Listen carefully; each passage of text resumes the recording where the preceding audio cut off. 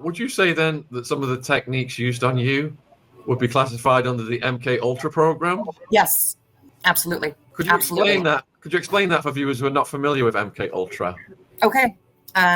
These drugs were administered to me when I was an infant. Macro doses were given every single time I was assaulted. I was kept on micro doses the rest of the time in my waking life to maintain some control, some separation from my peers. I actually didn't realize until very recently that I was kept on micro doses, that I was kept on a small dose in my regular waking life.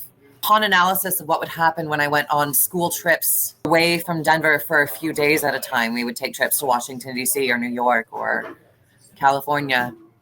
On those trips, after 3 or 4 days, I would actually start getting along with my classmates. And they'd be amazed. They'd say, "Wait, Anya, you're really cool and fun.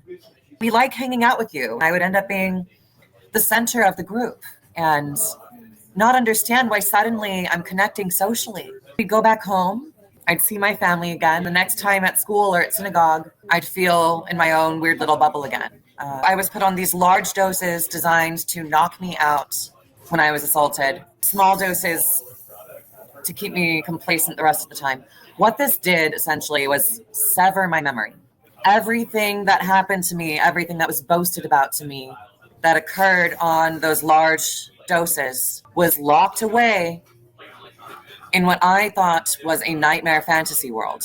I was primarily unconscious for the physical assaults. If I was awake, I was so high, I thought it was my own nightmares. This ensured I wasn't going to go telling anybody about it. This ensured I thought I was sick. When they paid a doctor to tell me that my PTSD responses, like jumping when my stepmother touched me, were bipolar, I believed that. I believed it was my fault. When I went to rehab in 2015 and was diagnosed with PTSD right off the bat, the doctors were frustrated with me because I couldn't tell them what traumatized me. I was beating my head against the wall. All I had going on in my head, I was stuck on this idea that if I were born male, I would be happier.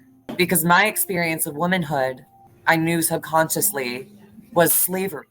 MK Ultra is the practice of creating slaves with a severed memory, many of whom were my siblings, who I only got to see at family reunions, who I would rush home from school to watch on TV.